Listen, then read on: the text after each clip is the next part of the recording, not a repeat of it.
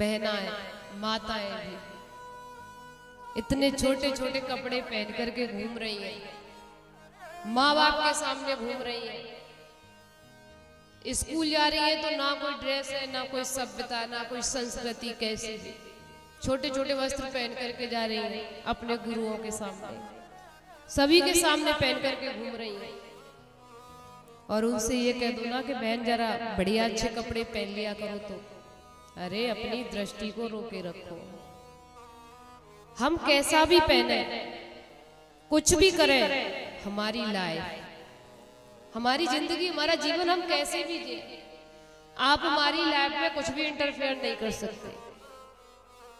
ये शब्द निकल के आते हैं। किसी से बोल दो ना बेटा थोड़ा बढ़िया कपड़ा पहन लिया कर, लड़ने के लिए आ जाएगी, तुम्हारे घर पर चली जाएगी,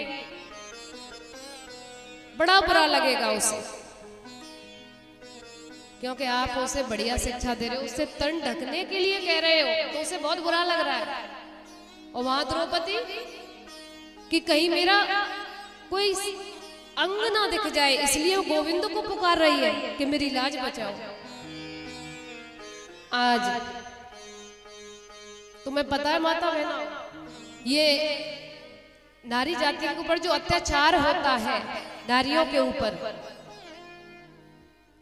इसमें किसी का दोष नहीं, इसमें हमारा ही दोष है। नारियों का, नारी समाज का, स्त्री समाज का दोष है। क्योंकि यदि नारी अपने आप को संभाल कर रखे, बढ़िया अच्छे अच्छे वस्त्र पहने, सभ्यता संस्कृति से रहे, तो किसी की इतनी हिम्मत है जो आपके ऊपर कोई उंगली उठा देगा? नहीं।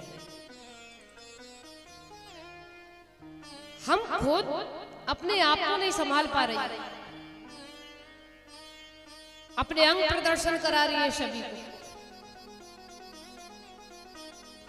पहले कहते थे ना, पहले के जमाने में माता बहना कहती थी कि ऐसे पहना करते थे, क्या को कमीज बोलते, क्या ऐसे पहनती थी, बहुत मोटी मोटी साड़ियां पहनती थी, बड़ा बड़ा लंबा लंबा घूंघट मारती थी कि कोई अंग ना दिख जाए।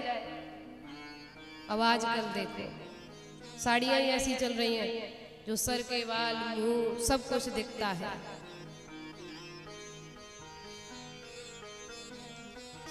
ये हमारी कमी है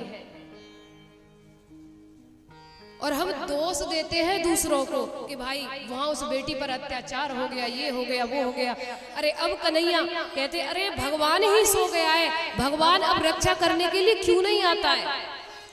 जब ऐसी बहन बेटियों के साथ में दुराचार अत्याचार होते तो भगवान क्यों नहीं आता है? आए नहीं थे क्या?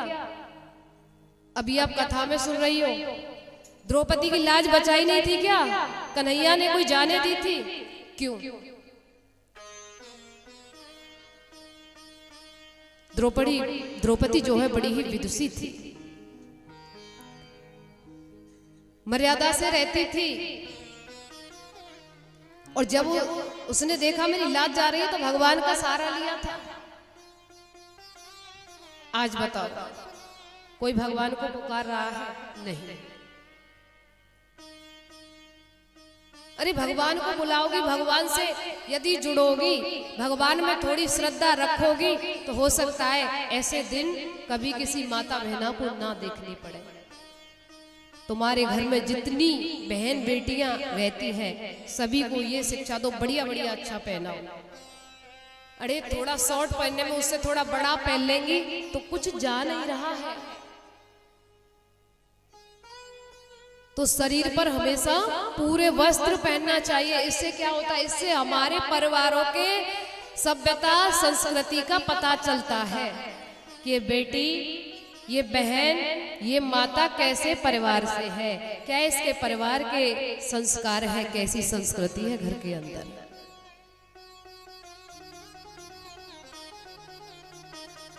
और जिस परिवार के अंदर कोई संस्कार नहीं होता है, कैसी भी संस्कृति नहीं होती है, उसका परिचय तो मानव अपने आप दे देता है।